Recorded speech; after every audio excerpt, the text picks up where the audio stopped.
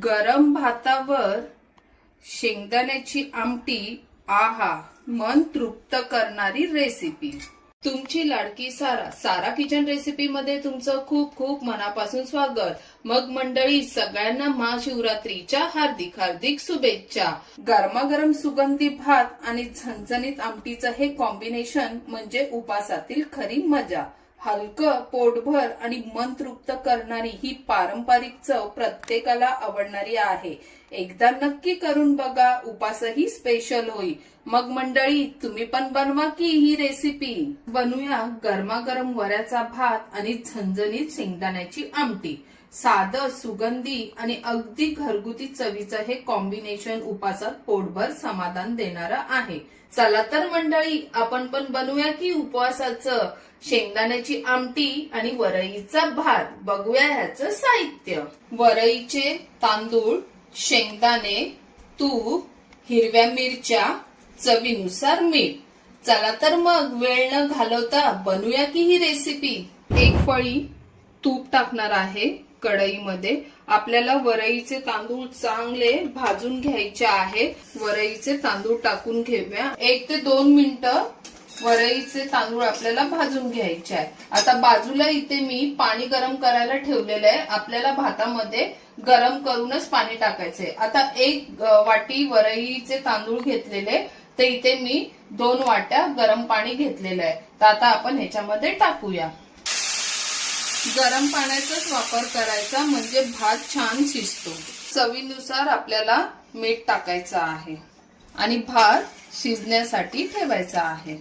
इथे आपला वरईचा भात पण छान शिजलेला आहे।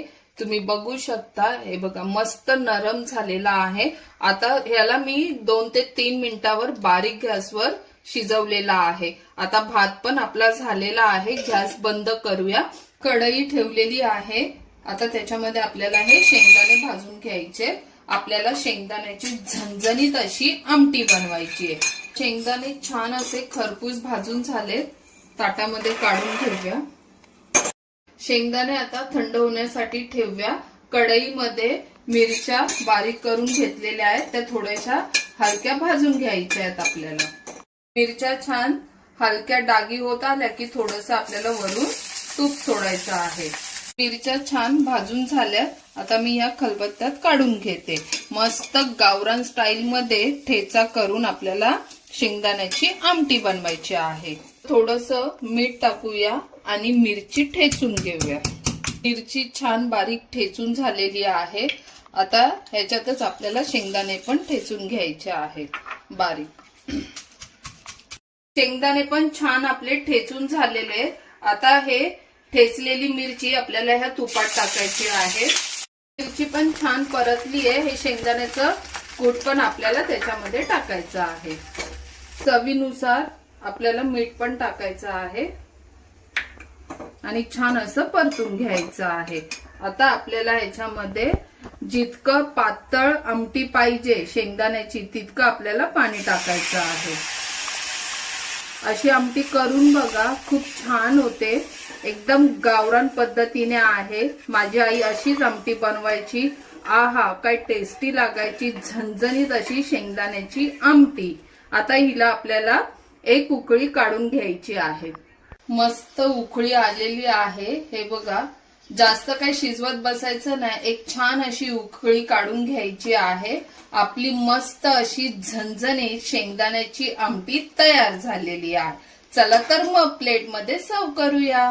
मंडळी, महाशिवरात्री स्पेशल उपवासाचे ताट आपले तयार झालेले आहे।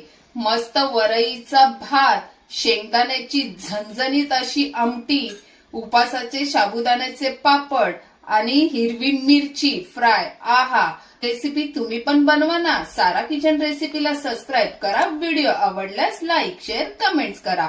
घरचे खा, मस्त रहा। भेटूया अशा छान छान गावरान पद्धतीच्या रेसिपी मध्ये। Bye bye.